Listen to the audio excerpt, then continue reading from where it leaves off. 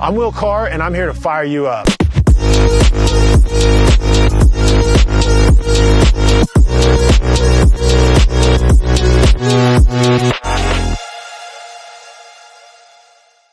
Welcome back, everyone. I'm Will Carr. This is the Will Carr Speaks podcast. I am excited to have on another amazing guest today, Trent Pollson of Ember and Ice here in Boulder. Amazing business where you can come down to the creek in Boulder, very close to Eben G. Fine Park. You can get into a wood-burning sauna, do cold plunges, go dip in the creek. But it's so much more than that. It's community building. And so really excited to sit down with you today, Trent, and have a fun conversation. Thank you so much, Will, for having me on. I'm representing our team today of 5. I just want to acknowledge my other co-founders in this business. And it's been a blessing seeing the journey this year and excited to dive deeper in it with you. Yeah, man. Well, give us kind of a quick background for those that don't know, that aren't living here in Boulder and haven't seen how awesome your community space that you're building is. Tell us a little bit about Ember and Ice and just kind of what your mission is. Absolutely. So for those outside of Boulder or even in Boulder that haven't heard of us yet, we are known as Nature's Sauna Social Club. We are a mobile sauna and cold plunge business. We have 3 verticals of our business. Our stationary setups, one here in Boulder on the Boulder Creek, another in Silverthorne on the Blue River. And we also have these saunas on trailers. So we can tow them to events and festivals, private event bookings. And that allows us a lot of versatility to really bring the sauna and the heat to you. And our whole niche is popping up to natural bodies of waters, lakes, streams, rivers. Cool. And through that experience of jumping in our 200 degrees in wood-fired sauna and the cold plunges, 40 degrees or below, there's a list of health benefits that people experience. That's amazing. So I actually didn't realize you already have 2 locations. You have the one here in Boulder, and you also have one up in Silverthorne. You got it. Yeah. We're launching, reopening Silverthorne this next Saturday, December 13th. Oh, cool. That'll be great. You guys have any big plans for the launch? Yeah, so we're looking to get some X Games athletes and cool. Have a party at the community space up there that we've partnered with, the Block. And it's just such a high value piece of real estate they have in the heart of Silverthorne. Hot tub on the deck, yoga studio, grills. Couldn't have asked for a better partner up there. That's awesome. Man, I love my time up in Summit County. Do you ski, snowboard? Oh, dude, I do both. Okay. But the last several years, I've only snowboarded. What about you? I grew up snowboarding here at Eldora, and most recently got into skate skiing, so cross country skiing in the last 3 years, which is the hardest workout I've ever done in my life. Man, I've only cross country skied twice, but it is so much fun. Like it's hard to even compare it to alpine skiing, really, but it's a completely different type of workout. It's more casual in the sense of, you're just kind of going over but you're really out in nature. So do you do any of it where you're actually not on a groomed trail?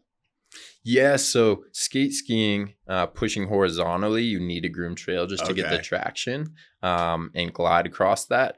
But the more classic cross-country skiing of moving vertically or parallel, you can take really on any trail in the mountains. And for those points you highlighted of just being secluded, away from the lift lines of the ski resorts, are 2 of the biggest reasons why I've gotten more into it. Yeah, that's fun. So you grew up I'm sure you go to the big mountains too. You don't just stick to Eldora. Or do you really do any of the alpine anymore? Or do you just do the skate skiing?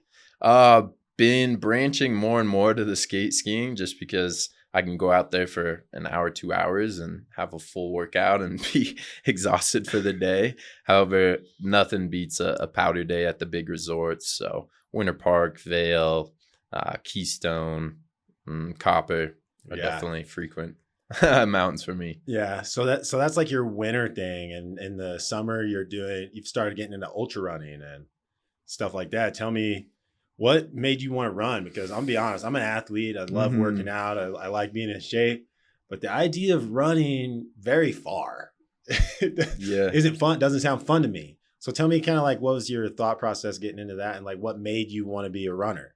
Yeah, thanks for that question. I grew up playing soccer, basketball, football, and track and field.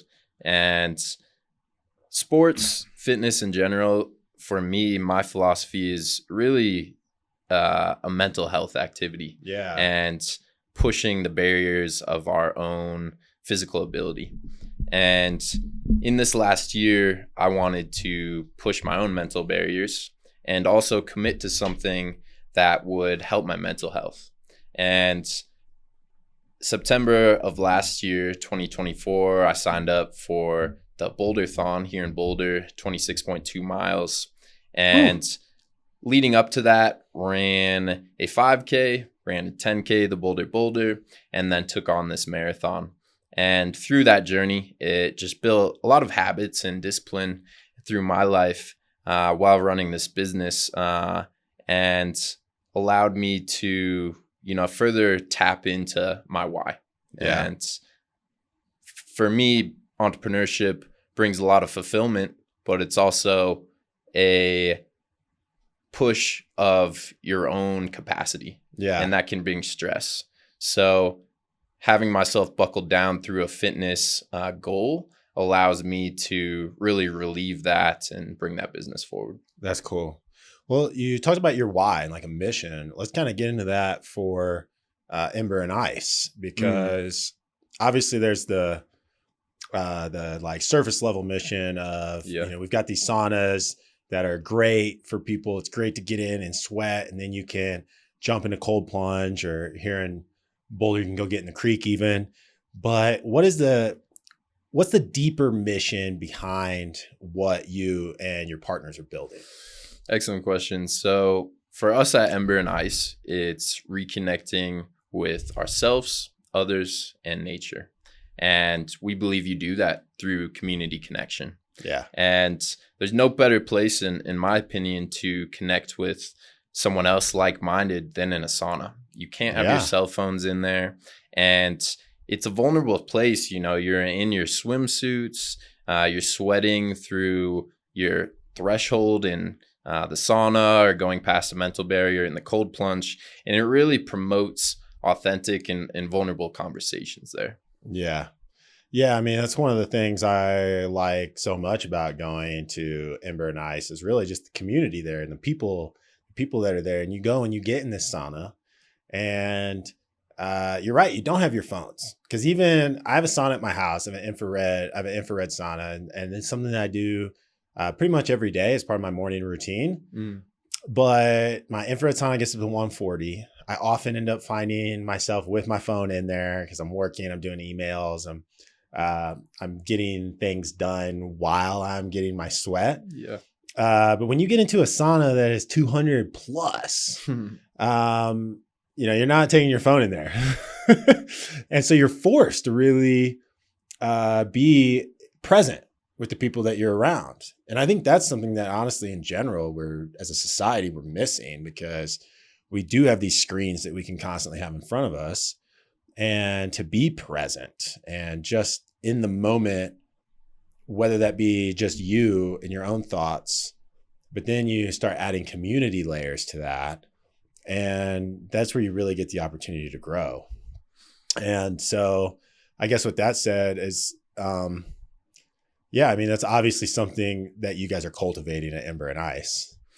Thank you. And just to piggyback on that too, an underlying mission for myself and a lot of the team is that sober social environment. Yeah, and that's so great. I love that. As we're having these authentic, vulnerable conversations in the sauna, we're not relying on substances. Yeah. We're induced with these healthy endorphins without reaching, say, for a beer or a cocktail at a bar. Yep. And I feel that that's so built into our society that now this movement is going through the United States to create these, what they call the third space. Yeah.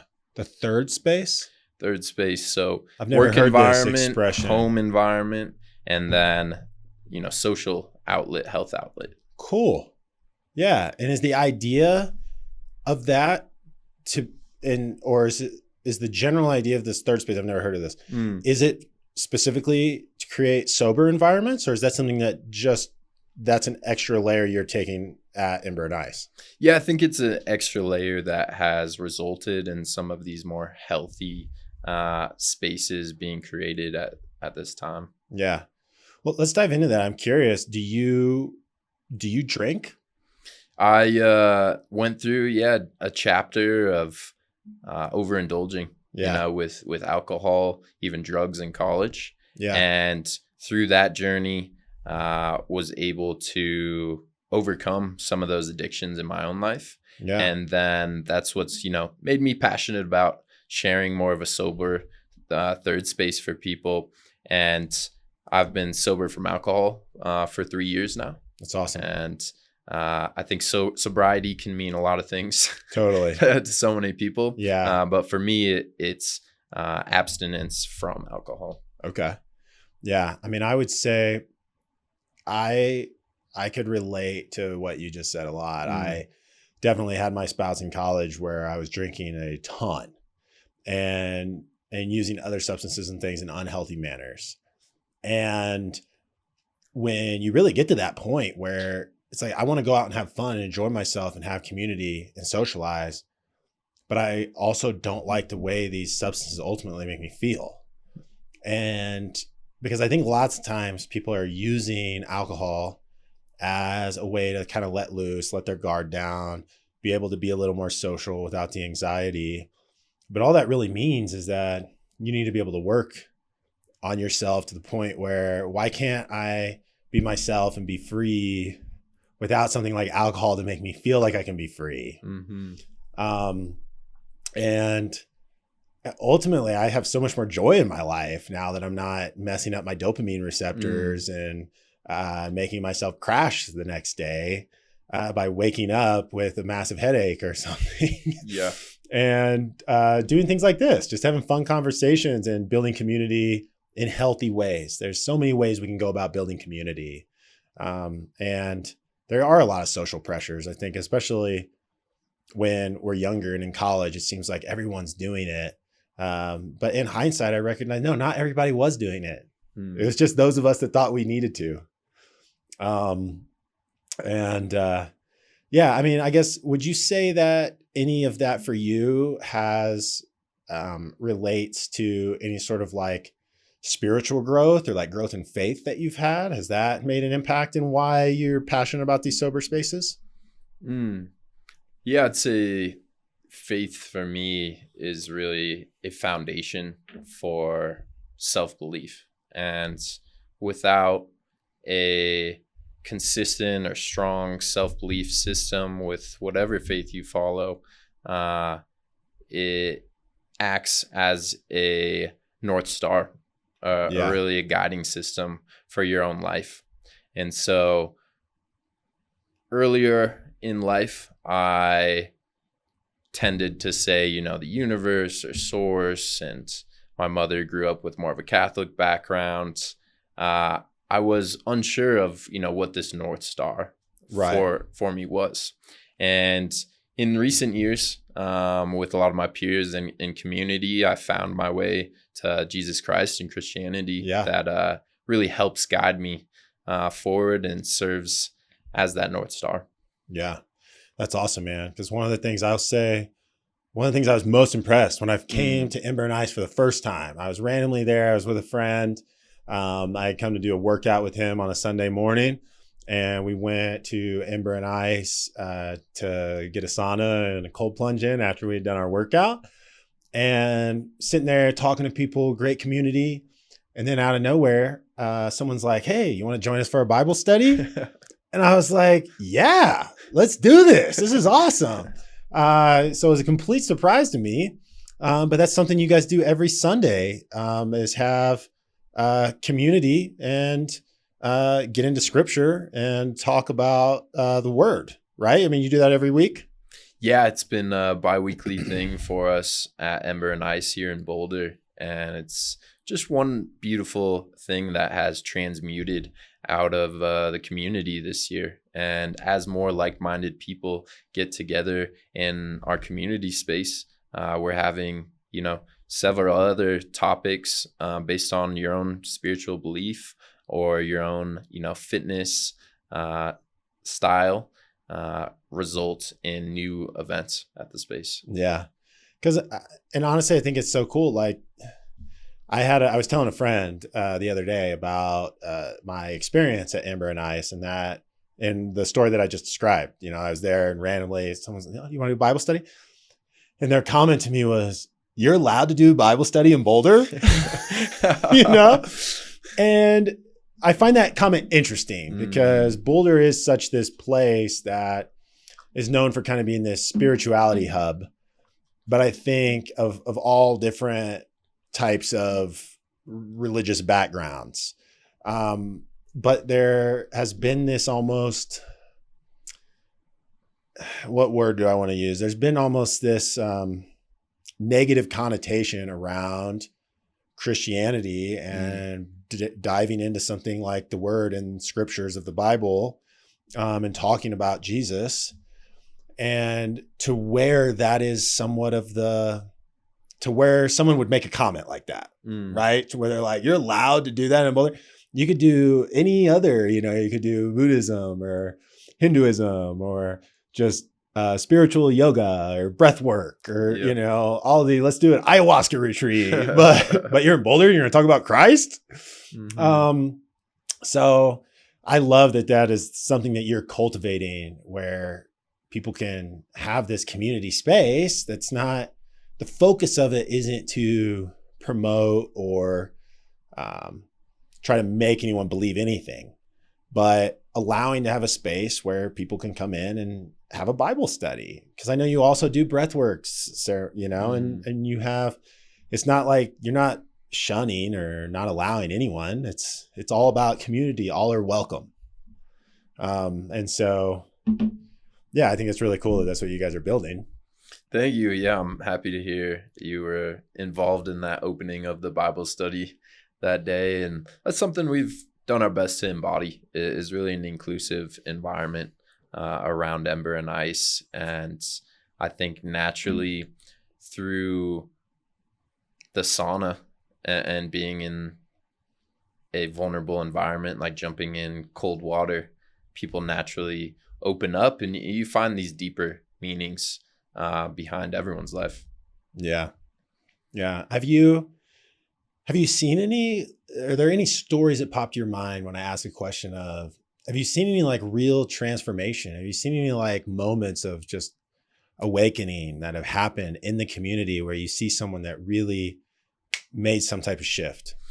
Yeah, I'd say on more of a general level, I'll see people come in day to day, coming in drained maybe from their day job or moving through some emotions in their own life or challenges. And after their hour session of really relaxing their nervous system and getting into their body, they leave with a sensation of relaxed being and elevated happiness. And so that has been very fulfilling for me to witness. Yeah. And I can think of, specifically some closer friends in the community that were struggling to necessarily find community and connection and didn't have a tight-knit friend group.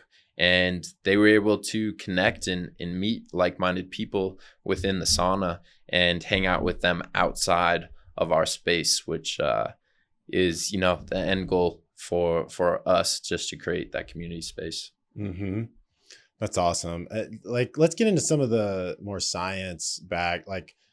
Tell me a little bit about why the hot to cold is such a great thing for our bodies. Yeah. So when you're in the sauna, you're having vasodilation. So that's opening up your blood vessels and it's clearing your blood from, toxic metals and things in our environment, whether it be we're inhaling heavy metals through on the city streets from car pollution, air pollution. We're also ingesting some of these harmful things through our food. Yeah. And so being able to jump in the sauna and sweat this out through our pores is an amazing detox process. And we encourage everyone to shower off after the sauna. They've been in there from 10 to 20 minutes. You can wipe off those toxins with a towel. And that's an important element for us with the sauna before they jump in the cold plunge. Yeah. And with the cold plunge, you're going through vasoconstriction, and that is decreasing inflammation in your joints and your muscles. I think the biggest benefit of doing the cold plunge for me is really getting past that mental barrier. Yeah. And so a lot of people might start out jumping in for 10 seconds, and science shows that between 1 and 3 minutes is really the sweet spot. But if you're able to get over that mental barrier, you're really taking something away from that experience. Absolutely. I think with cold plunges in particular, there are obviously physical benefits, but it's the mental capacity to be able to do something that's extremely uncomfortable that you don't want to do. Is there like a certain amount of time that it's too much to jump in the cold plunge? Or is there like a certain amount of time where it can start to become harmful? So there's conflicting science that is been coming out recently around cold plunges with women on menstrual cycles. They wouldn't recommend it for a woman going through that cycle because ultimately getting in a sauna of 200 degrees or a cold plunge at 40 degrees is stress on the body.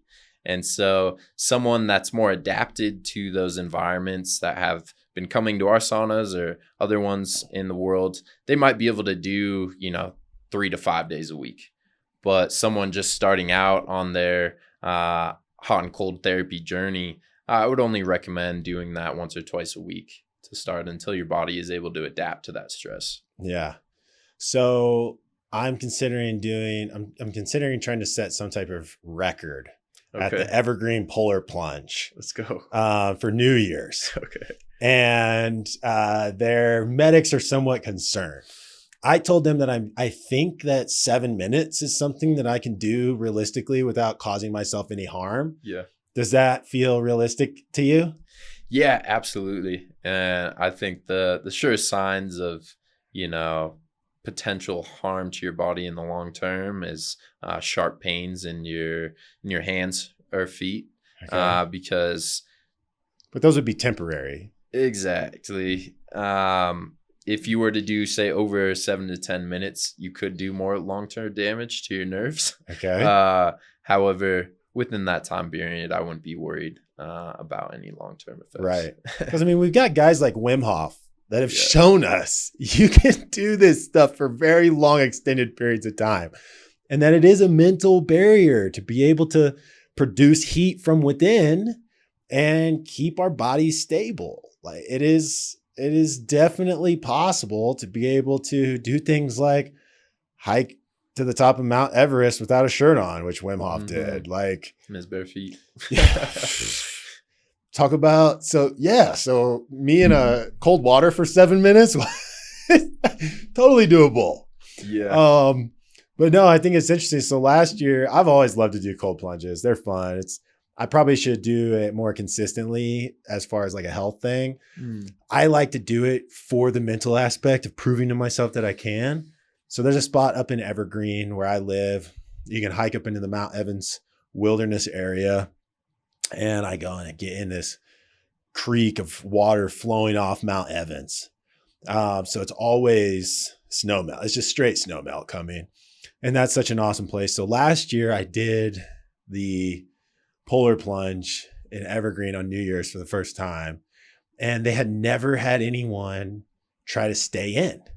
And I stayed in for 3 minutes before the medics and stuff were like, no, you got to get out. You got to get out. They had no idea someone was going to show up and just be like, because they have like an announcer there and the guy was making it fun and people were jumping in with costumes and all of this stuff. But I just go and I just like sit down on the edge and they're like, what are you doing? You got to jump in. they're like giving me, and I just like gradually go in, put my head under the water and come back out. And they're like, whoa, this guy's not getting out. I just got in there. I'm like floating in the water. It was fun. But it definitely is that.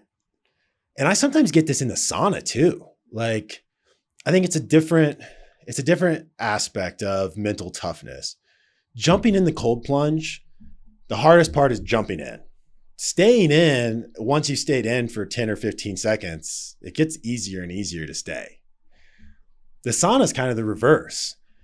I'll sometimes be in the sauna. When I was sauning yesterday morning, and like I said, my infrared sauna only gets up to 140. Mm-hmm. So I'll usually try to stay in for 30 to 40 minutes.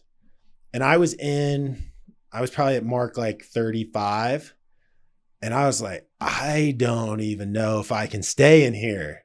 I'm getting antsy. Like my body is feeling like something's wrong. Mm-hmm. And then that's the mental aspect of, no, I know I can stay in here and get these last 5 minutes of detox, because it's probably what my body needs more than anything right now, because it's going into hyperdrive of detoxification. Is that something you experience too with the sauna, or? Yeah, pushing that threshold in both the sauna and the cold plunge, I believe is one of the biggest benefits. And I think you completely shocked everyone when you decided to just stay in that evergreen cold plunge with 100 other people jumping in and getting out as fast as they could. And I believe through you doing that, that's also opening other people's minds to what their own limiting beliefs are. Yeah. And so we all have these limiting beliefs. And if you're able to say last 10 minutes in the sauna, and next time you go in, you make that 15-minute mark, you're pushing your own physical and mental abilities. Yeah.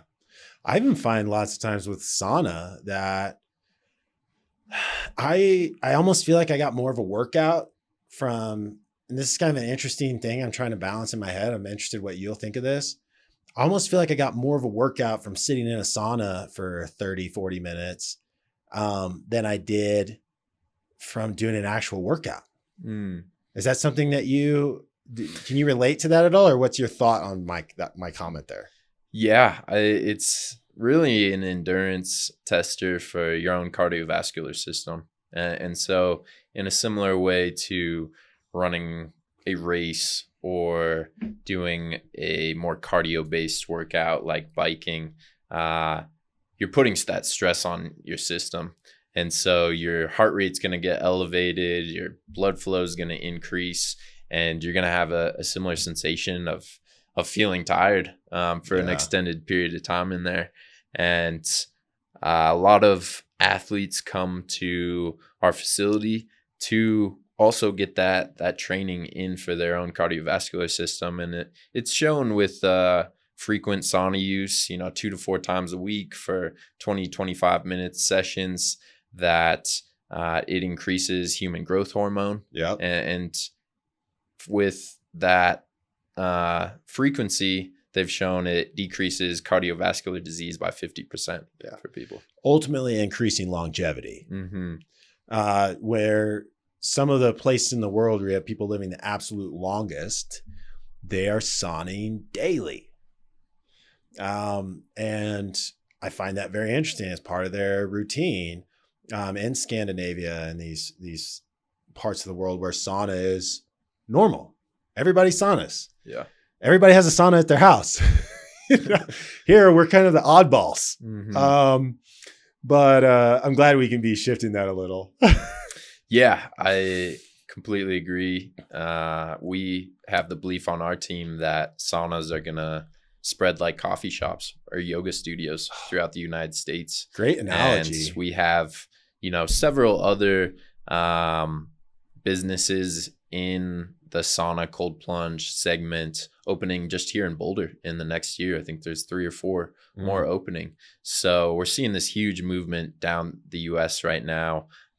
It's come from a lot of Finnish society. You can see a lot of the expats from Finland started up more in Minnesota, and now it's just trickling down through the United States. Mm-hmm. Do you, I mean, you guys have the wood burning barrel saunas.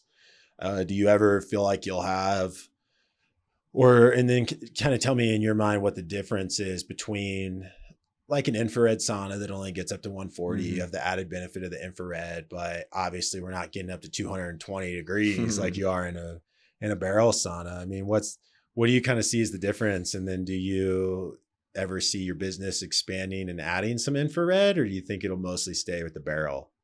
Yeah, so both the infrared and more of the ambient heat of a traditional sauna of wood-fired have a different way of heating up your body. So infrared is heating you up through a lower frequency, penetrating your skin and your muscles and decreasing more inflammation and really heating you from like the inside out. So it might take a little bit longer to sweat in an infrared sauna, but is a different kind of heat tolerance than say wood-fired sauna. In wood-fired sauna, it's heating up the ambient temperature around you, which feels more intense for a lot of people. So on a scale of 140 in your infrared sauna to 220 in a wood-fired sauna, they're both giving you different health benefits.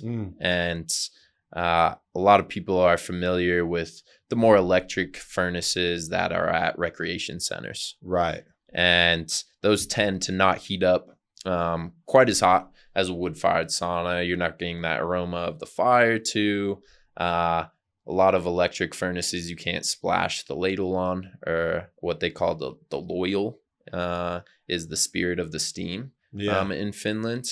And within our saunas at Ember and Ice, we also add essential oils in there too that open up your sinuses and can aid in relaxation through, lavender, bergamot, and other essential oils. Yeah. Last time I was in there, we added menthol to, and I had never been in a sauna before where menthol was added. And I'm very familiar with menthol as an athlete, rubbing it on joints or whatever to get circulation and to loosen up. But man, it was like hit me in the face, and instantly you're breathing deeper.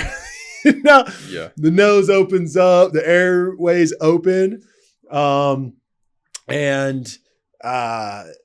But there was also this part where it's all of a sudden, it's almost like my eyes started to water a little, and I had never experienced that. But ultimately, adding something like, I'd be interested even, cause I'm going to go to Ember and Ice and get in the sauna here in a couple hours.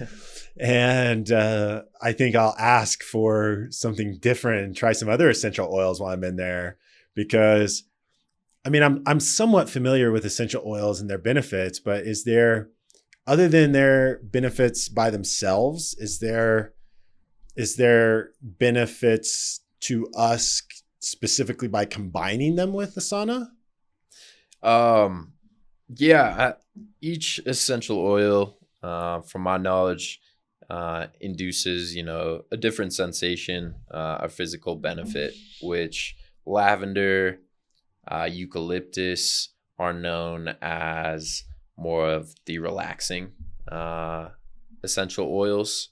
And then there's other essential oils that increase your sensitivity or heighten your senses, whether that be orange, to really increase some of the benefits you experience in a sauna. But I couldn't speak to exactly what some of those paired would be with the sauna. Neither of us are essential oil experts. That's a good thing to study, though. Yeah, man. There's a lot of people that are studying that. And you can, without us being experts, I would just say that there's so many ailments and diseases, honestly, that can be healed completely through proper use of essential oils. So I can only imagine that adding those into sauna when you are already detoxifying yourself so much, and then being able to breathe in those essential oils at the same time probably allows them to absorb into your body and be magnified in their ability to make an impact. At least that would be my speculation. Yeah, exactly. Your pores are opening in the sauna, and it's one of the best times to, put beef tallow, bison tallow on your skin, apply some of those essential oils topically to benefit from those medicinal qualities. Mm-hmm. When was you remember the first time you ever saunaed? That's a great question. I don't think anyone's asked me that this year. The first memory that comes to mind is going to the rec center here in Longmont growing up. And I believe my dad jumped in the steam room, and the steam room was way too intense for me as a child. Yeah. Because that steam's coming out at 200 plus degrees and can't see anything. And so I jumped in the sauna at that time. And yeah, I remember having just a extremely positive experience, but never thought I'd be now in the sauna business. Yeah. Because how long ago did Ember and Ice start? Yeah, we just launched on January 4th of this year, so rounding the 1 year mark, and it's been a wild journey so far. That's awesome, man. Congratulations. Thank you so much. That's super fun. And so 5 of you started it. Was it 6 of us started? 6. Okay. Yeah. So 6 close friends and one of our co-founders. We bought out his equity in the business. Is there a story there you would want to share, or? I'd say, moral of that story is a lot of people glamorize the solarpreneur journey. Mm-hmm. And it's been a blessing working in this business with some of my closest friends. And a lot of people warned us from the start getting into business with your close friends because it can often, divide you. Yeah. However, this year has only just brought us closer. And so even though there's been tough conversations and the business and entrepreneurship has served as a mirror to everyone's things coming up. Yeah. At the end of the day, so grateful for my brothers that I've shared this business with. Yeah. Yeah, that's cool. I think it can be, man. I mean, I what I take from what you just said is just the importance of community. And whether you be an entrepreneur or not, we all crave community. And if you're doing a business on your own, or you're doing it with a bunch of friends, or if you are trying to grow and build anything meaningful, any type of community, to have a team of people that can all use their skills and provide support for each other is not just a good idea, it's essential. Mm-hmm. And I do think there may be a few exceptions to the rule of people that are just so talented and so visionary that they can get away without that community so much. But I also feel like those people probably aren't as happy, and they're not living as well-rounded of a life as those who make a priority on community. And so I find that really cool because 5 people in one business is a lot to try to make everyone be able. I mean, at least it's an odd number, I guess. You can't, if it comes down to a vote, there'd probably be at least a 3-2. But that's a lot of people to try to all make decisions. And I would even say, so my next question would be for that, how have you guys kind of divvied up the work or decision making? Are there certain aspects where really maybe 1 or 2 people are making the decisions for certain things, or are all decisions kind of being made in a group effort? Yeah, we really feel that this whole journey has been divinely orchestrated by something greater than ourselves. For us, it's God. And from the start, we didn't exactly know how everyone's skill sets were going to blend together to bring this business into fruition. And after really throwing a bunch of things at the wall, seeing what would stick, everyone found a role. And as we defined those, it became more clear what everyone's strengths were and where other people could fill gaps. And through our team, Landon Camp is our main builder. Devin Suggs leads our partnerships and has been our angel investor for the business. Dylan Suggs is one of the most talented people I know, building systems and creating a lot of our operational guidelines.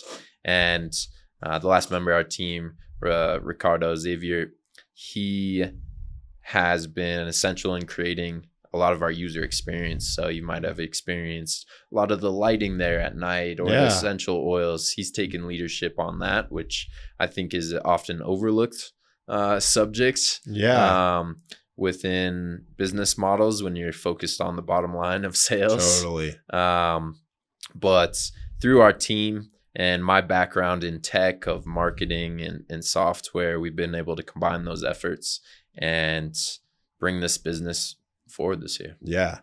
Because I would say one thing I really like that you just said there is that those finer details make such a difference. When I go to somewhere like Ember and Ice, I've 100% found that it is those fine little details that make the place magical.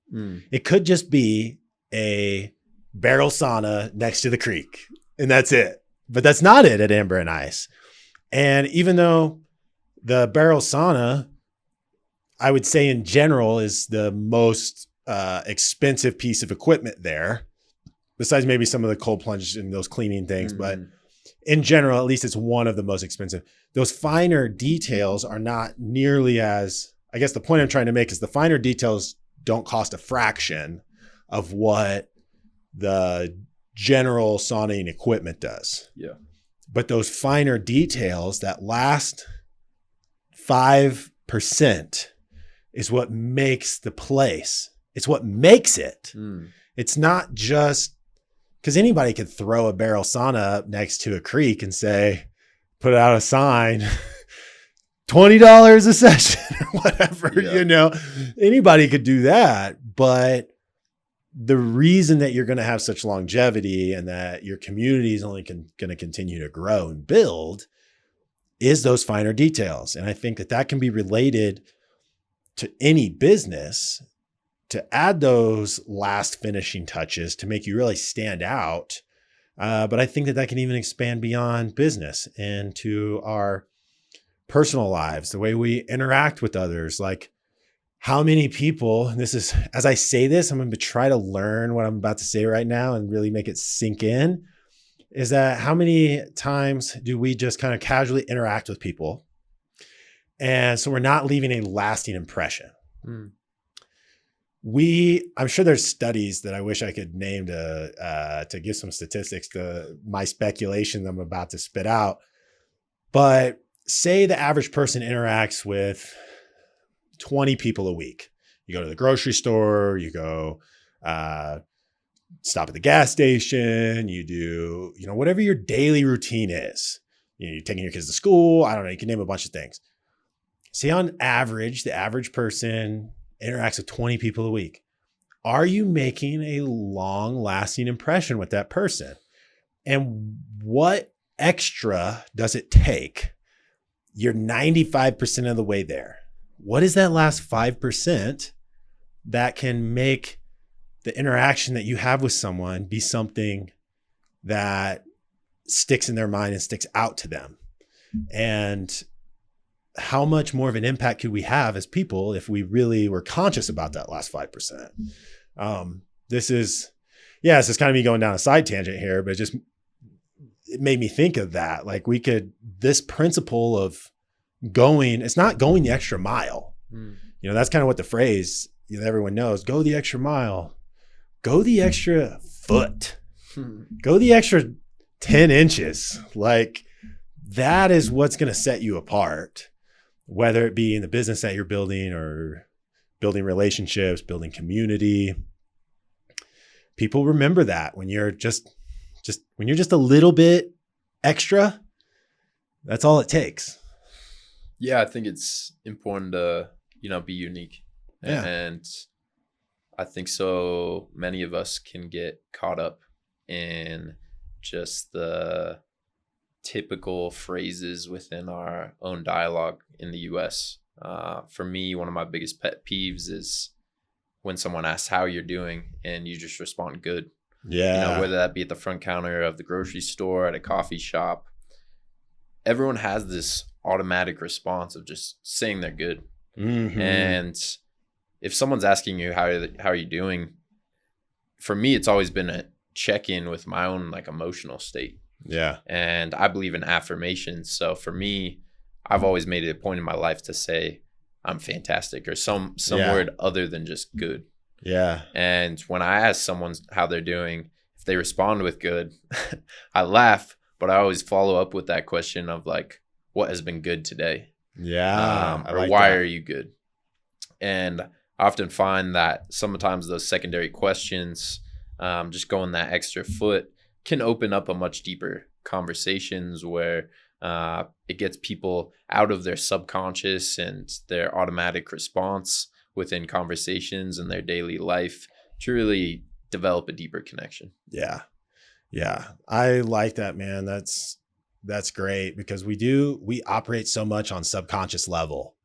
And so to be able to go that extra foot and just pull us out of the subconscious for just a moment. Every time we can just be pulled out of the subconscious for just a second, it reminds us to be more present and be more conscious. And then you really get to that point where you can make a choice again. Because when we're in our subconscious, we're not making choices. We're just running on autopilot. So kind of with that, before we wrap up, I just like, what would be what would you say is if you could give like one piece of advice to people to just live a healthy, active, happy life in a holistic manner, not just exercise or not just getting your sweat, like what do you feel like really allows you to chase your passion and live a life that feels fulfilling and purposeful? Thank you for that question. It's something I ask myself daily. And one of the things that has revealed itself most to me this year is ownership of your own time. Yeah. And I have the strong belief if you don't have ownership of your own time, you're really a slave to someone else's priority.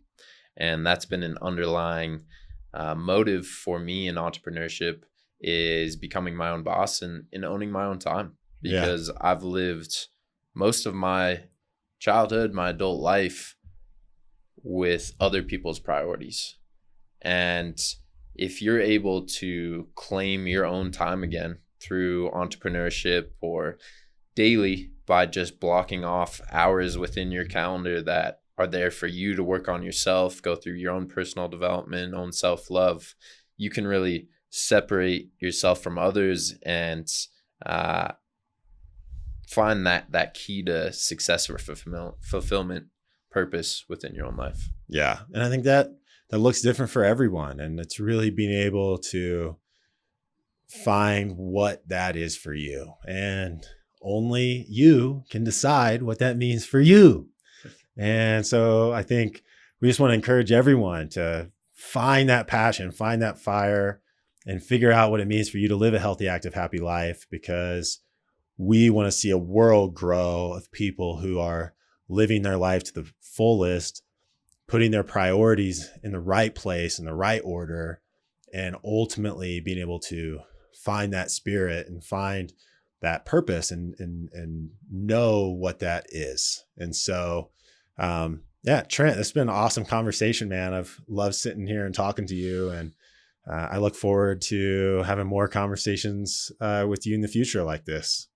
Likewise, brother. Thank you so much for having me on. I enjoyed connecting with you on fitness to everything, more of the subconscious and conscious level, faith included. So look forward to hosting you at the sauna very soon. I'll be there in just an hour or so.